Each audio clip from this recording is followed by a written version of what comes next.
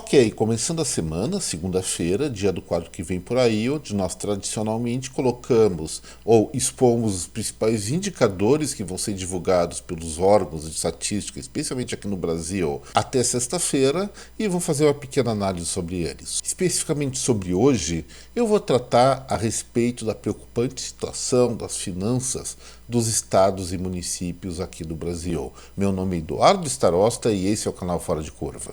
Bom, os dados ainda não estão fechados, falta a execução das contas do Tesouro Nacional em dezembro, mas o que nós temos, consequentemente, então, de janeiro a novembro, mostra um quadro muito, mas muito preocupante. Vamos fazer um comparativo com 2022, que não foi um ano tão atípico assim. O que aconteceu com as finanças públicas da União, estados e municípios e até estatais? No ano retrasado, o governo federal obteve um superávit de 48,8 bilhões. Já em 2023, foi revertido para um déficit já contabilizado de 137 bilhões de reais. Isso realmente é um absurdo. Eu, pessoalmente, não achava necessidade de gastar tanto, mas foi feito, já analisamos várias vezes. O que mais me chamou a atenção foi o seguinte, gente: estados e municípios que normalmente tinham uma performance pelo menos de equilíbrio historicamente, em 2021, por conta de repasses do governo federal, obteve um superávit de 110 bilhões de reais. Isso caiu para 83,5 bilhões em 2022. Ainda foi, depois, evidentemente, de 2021, o melhor resultado desse século para as contas estaduais, mas em 2023, de janeiro a novembro, desses 83,5 bilhões, o superávit caiu para meros 20,6 bilhões, ou seja, uma queda de 75%. Poxa, não é normal o resultado de entes públicos, no seu conjunto especialmente, mudar assim de maneira tão radical do dia para a noite. O que será que está acontecendo? Antes, vamos citar, essa fonte é Poder 360, as estatais também, nos últimos anos, registraram superávit. Em 2023, pelo menos até novembro, fecha com prejuízo de 3,2 bilhões de reais, que evidentemente vai ser a maior parte disso coberto pelo erário público, pelos nossos impostos. Mas isso é uma outra conversa, eventualmente eu volto a ela. O meu interesse é governos estaduais e municipais que tiveram em 2022 um superávit, repetindo, de 83,5 bilhões de reais, caindo para 20,6 bilhõezinhos. O que me parece, depois tem um dado bem enfático a respeito disso, é que muitos municípios, muitos estados entraram naquela onda do governo federal de que tem que gastar, tem que aumentar gasto, especialmente porque 2024 é um ano eleitoral e tem que preparar, especialmente os municípios, é claro, para os eleitores com uma cidade bonitinha, sem buracos nas ruas, com saneamento. Será que é isso mesmo? Ou será que esse dinheiro foi gasto em outras questões? E aí que eu vou para o fato que realmente deve ter determinado essa mudança de perfil de desempenho das contas públicas. Olha só, a segunda pesquisa de emprego e desemprego, ou desocupação do Brasil, feito pelo IBGE, vocês podem conferir os números no site Sidra, que é do IBGE. O que aconteceu? Nos últimos 12 meses, fechando essa contabilidade de novembro, houve um aumento do número de funcionários públicos contratados, sejam eles permanentes ou temporários. Olha só, nesse período, o aumento do quadro do funcionalismo chegou a 403 mil pessoas. É quase 500 mil de pessoas a mais trabalhando nas autarquias, nas repartições do setor público, e o dinheiro para pagar o contingente certamente saiu, foi retirado desse equilíbrio que existia até 2022 nas contas públicas. Não estou dizendo que 2023 está em desequilíbrio, mas só que frente a um superávit de mais de 80 bilhões de reais, a outro que quase carvou nos 20 bilhões, ou seja,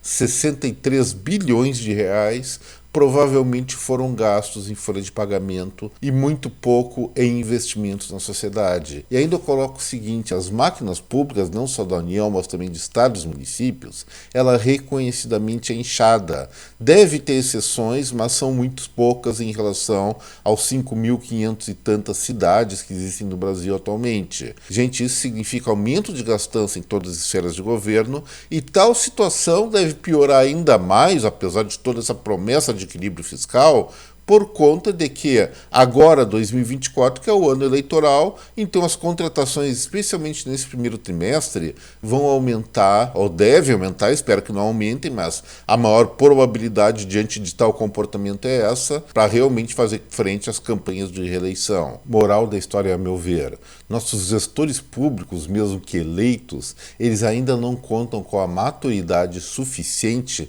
na sua maioria, vão deixar bem claro, não são todos, existem boas, honrosas e excelentes exceções, mas eles têm uma certa deficiência por administrar o dinheiro recebido através dos impostos, seja municipais, estaduais e federais. Eu sou amigo de um ex-prefeito, excelente prefeito, por sinal, que não se reelegeu na sua cidade porque a prioridade que ele adotou foi simplesmente equilibrar contas públicas para investir no município. Na campanha eleitoral seguinte, a oposição usou desse artifício do superávit das contas que ele criou na cidade dele para prometer cabides de emprego estratégicos para virar a preferência que o eleitorado tinha em relação a esse meu amigo. E essa estratégia, por mais mesquinha, por mais pusilânime que seja, foi vitoriosa. Ele não se reelegeu, não quer mais saber de ser prefeito, acredito eu. Isso é um belo exemplo do quadro de como é a dinâmica política da maior parte dos municípios do Brasil. Então, quando aqui o Eduardo Starosta do Fora de Curva dá umas xingadas, umas trolitadas no governo federal, eu tenho que estender esses meus xingamentos, essas minhas críticas, também aos entes estaduais e federais que tiveram uma oportunidade, uma triste oportunidade, por sinal, por conta da pandemia, que receberam dinheiro do governo federal que não estava esperando, ou pelo menos não era previsto, antes desse mal que assolou o Brasil e a humanidade, e não estão tratando posteriormente de manter, de consolidar um equilíbrio de caixa nas contas públicas. Então, o nosso futuro, se não houver algum tipo de controle maior sobre os dispêndios de governo, estou falando das 3 esferas governamentais, municípios, estados e União, vai ser terrível. Lembrando o seguinte, o fiel da balança disso aí vai ser uma coisa chamada imposto sobre valor adicionado, ou o nosso imposto sobre consumo, que vai começar a vigorar a partir dessa nova reforma tributária, lá por 2026, 2027. A alíquota, ela não foi definida, ela vai ser fixada a partir de lei complementar. E quanto maior a pressão de gastos que houver dos governos, certamente esse percentual do nosso consumo que vai para os cofres públicos, como eu falei, municípios, estados e União, vai ser maior. Gente, vamos tomar cuidado com isso, que é uma ameaça se aproximando, não só o desequilíbrio fiscal da União, mas também de municípios e estados. Agora vamos para o quadro que vem por aí. Amanhã, na terça-feira, o IBGE vai divulgar o desempenho do setor de serviços aqui no Brasil, referente ao mês de novembro. Parece um passado longínquo, mas isso faz apenas 2 meses que aconteceu. Relembrando, nos 2 meses anteriores, ou seja, setembro e outubro, esse indicador veio com queda. Setembro, retração de 1,2% e outubro, 0,4%, depois de mais de 20 meses de crescimento. O que eu advertia naquele momento certamente vai se consolidar com o indicador de novembro, ou seja, uma recessão nessa área de negócios que atinge mais de 65% a 70% de toda a infraestrutura econômica do Brasil ou do PIB brasileiro. As causas disso nós já conhecemos, insegurança institucional aqui no Brasil, podemos também colocar nesse peso da balança algum desempenho, alguma frustração de safra nas cidades de menor porte, onde a renda rural é mais importante, além, evidentemente, de pressões no campo tributário que desestimula muitas empresas a investir ou a continuar seu ritmo de atividade. Na quarta-feira trocamos o setor de serviços pelo varejo, é o IBGE que divulga essa informação também. Há uma expectativa dos analistas de plantão de um crescimento de 2,1% na contabilização dos dados de novembro. Vamos lembrar que em outubro essa alta foi de apenas 0,2% e esse setor fundamental da economia, ele também encontra-se em pé de recessão. Tudo bem, produtos para consumo imediato ainda estão com crescimento no consumo, mas aqueles bens duráveis já estão predominantemente em queda. E a questão mais séria a respeito do varejo que eu venho advertindo é o seguinte: esse indicador trata do volume de vendas. Se nós analisarmos o faturamento das empresas, das lojas, nós vamos observar que em termos reais, ou seja, descontada a inflação, eles estão em queda já há bastante tempo, muitos meses, também é uma situação bastante grave. E finalmente, na quinta-feira, completando essa parte de atividade econômica, mais propriamente dita, o Banco Central vai divulgar sua prévia do PIB de novembro, o chamado IBCBR. A expectativa dos analistas de plantão é de uma alta de 0,10%, depois de 3 meses consecutivos de queda. Agosto caiu 0,77%, setembro 0,06%, outubro repetiu a dose e a previsão então deles para novembro é de uma altinha de 0,1% para não consolidar o Brasil, pelo menos nessa visão do Banco Central, nessa mensuração do Banco Central, num processo de recessão técnica, que eu acho que já está. Acredito até que o IBCBR vai emplacar o 4º mês consecutivo no vermelho. O que eu não estou entendendo muito ainda é que essa é uma metodologia robusta feita pelo Banco Central, pode evidentemente ter algum grau de erro, mas não é absurdo, e que já coloca uma perspectiva total de crescimento do PIB para 2023 abaixo de 2%. Para o Brasil realmente ter um crescimento econômico acima de 3%, o desempenho de dezembro deveria ser alguma coisa milagrosa, acima de 4%, 5% ou até 6%. Não fiz o cálculo exato. Se for necessário, no dia de divulgação desse indicador, eu vou fazer, podem ter certeza. Mas existe diferentes visões a respeito do que vai ser o resultado econômico do nosso país fechado em 2023.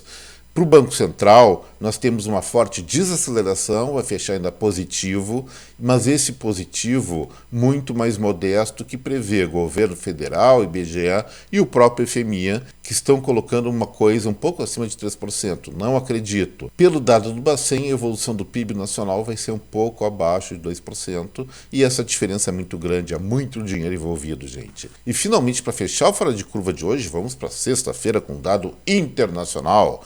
Mas, antes disso, é claro, não esqueçam do like, do compartilhamento, da inscrição no canal. Vamos sair um pouco fora de curva. Normalmente, quando a gente fala de mundo, estamos comentando sobre a Argentina, União Europeia e Estados Unidos. Hoje vamos falar sobre Reino Unido. Por que Reino Unido? Eu tenho uma curiosidade sobre esse país, uma vez que ainda na década passada, eles resolveram dar tchau para a União Europeia e se tornar novamente um país independente em termos econômicos. Lógico que, depois de tanto tempo convivendo numa união alfandegária, no mercado comum, mais modernamente falando, ou numa união econômica de países, que é o correto mesmo, o Reino Unido evidentemente está tendo que passar por adaptações.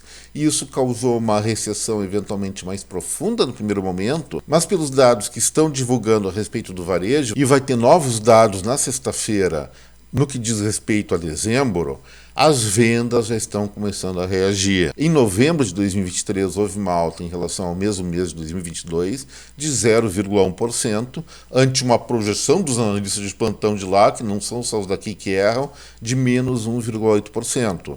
Agora, a projeção é bem mais otimista, alta de 1,1%.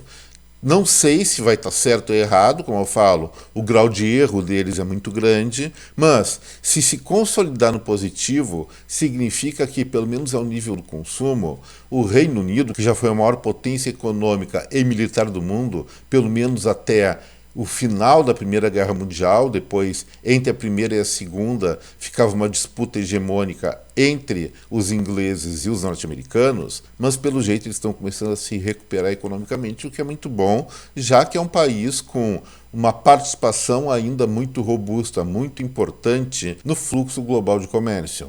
Esse dado é especialmente interessante porque, paralelamente a isso, tem muitas lideranças daquele país, das Ilhas Britânicas, que estão repensando ou tentando fazer com que aquela nação mude a sua opinião, mude a sua política em relação exatamente à União Europeia. Tem as pessoas que estão com saudade disso e nos próximos meses, então, o debate sobre isso vai ser muito, mas muito curioso. Gente, por hoje era isso. Espero que vocês tenham gostado do vídeo e, repetindo, se gostaram, não esqueçam do like, do compartilhamento e da inscrição no canal para quem não é inscrito. Um forte abraço a cada um de vocês, uma excelente semana, até breve, tchau pessoal.